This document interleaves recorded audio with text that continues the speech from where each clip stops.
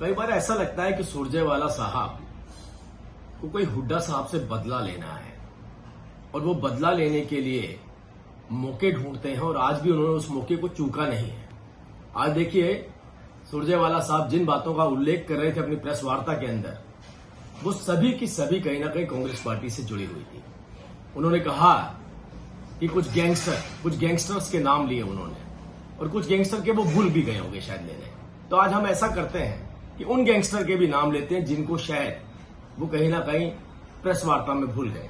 इसके अलावा भी कुछ गैंगस्टर हैं, संदीप गडोली, सतीश कठुरिया, दीपक पहलवान, मनोज भाटी, करमवीर बधाना, अनिल ढिल्लो, ये सब वो गैंगस्टर हैं जिन्होंने हरियाणा के अंदर भरपूर बर्बादी मचाई, जिनका बहुत बड़ा योगदान था हरियाणा के अंदर फिरौती के लिए, हत्याओं के लिए।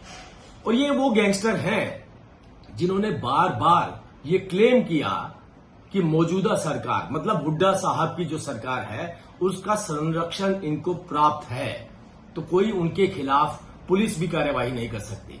और उस वक्त की विपक्ष की पार्टियों ने भी इस बात को बार बार उठाया कि पुलिस का संरक्षण और सरकारी संरक्षण के चलते ये गैंगस्टर सक्रिय हैं। बड़ी दिलचस्प बात मैं आपको बताना चाहता हूं कि आज एआई का युग है। अगर आप एआई में भी जाकर के एक कंपैरिजन डालें कि पूर्व की सरकार, जो मतलब हुड्डा साहब की, मतलब सुरजेवाला साहब की सरकार को अगर मनोहर लाल जी की सरकार और नायब जी की सरकार के साथ कंपेयर किया जाए तो आप कैसी तुलना करेंगे? तो आप विश्वास कीजिए, मैं आपको चुनौती देता हूं, आप जाकर के देखिएगा। उसमें साफ लिखा है कि पूर्व की सरकार के अंदर गैंगस्टर हरियाणा के अंदर सरकारी संरक्षण प्राप्त थे, लेकिन जब मनोहर लाल जी की सरकार आई उसके बाद हमने एसटीएफ लगाया, यूएपीए लगाया, गैंगस्टरों का सफाया किया। मनोहर लाल जी के बाद नायब जी ने इस कदम को आगे बढ़ाते हुए आपने खुद देखा किस तरीके से गुंडों का सफाया करना शुरू कर दिया। आज एनकाउंटर किए जा रहे हैं। तो इस बात से एक बात तो साफ हो जाती है कि सुरजेवाला साहब उस सरकार पर उंगली नहीं उठा रहे हैं, नायब सरकार पर उंगली नहीं उठा रहे हैं जिस सरकार ने अपनी शपथ से पहले नौकरी देने का वायदा पूरा किया। ये उस सरकार पर उंगली नहीं उठा रहे हैं जिस सरकार ने सभी फसलों के ऊपर एमएसपी देने का काम करके दिखाया।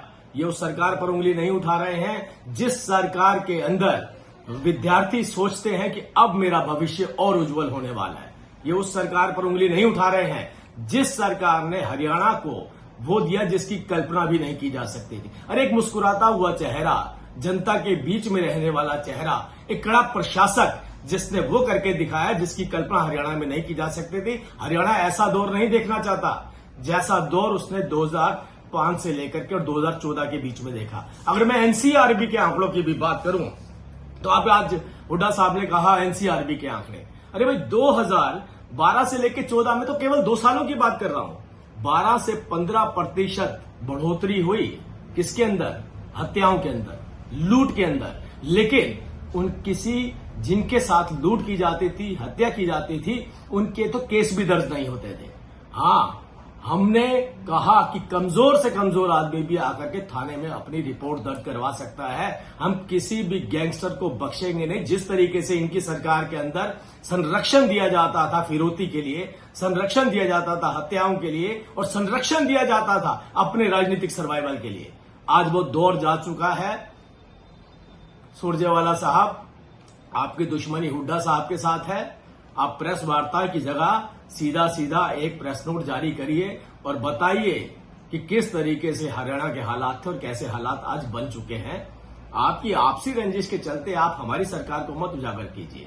हमारी सरकार का नाम लेना है तो हमारी पॉजिटिविटी के साथ लीजिए, हमारी विशेषताओं के साथ लीजिए। उन बच्चों से जाकर के पूछिए जिन्हें नौकरी मिली है, उन महिलाओं से जाकर के पूछिए जिनके घर पर उनके अधिकार पहुंच रहे हैं, उस व्यापारी से जाकर के पूछिए जिसे पता है कि सरकार के पास जाऊंगा, अगर मुझे कोई किसी तरीके की धमकी मिलती है तो अगले दिन उस व्यक्ति का एनकाउंटर किया जाएगा। वो लोग आपको बेहतर जवाब दे पाएंगे। आपकी आपसी लड़ाई आप आपस में निपटिए। भारतीय जनता पार्टी की ईमानदार, पारदर्शी और मुस्कुराते हुए चेहरे वाली सरकार के ऊपर उंगली उठाना बंद करिए।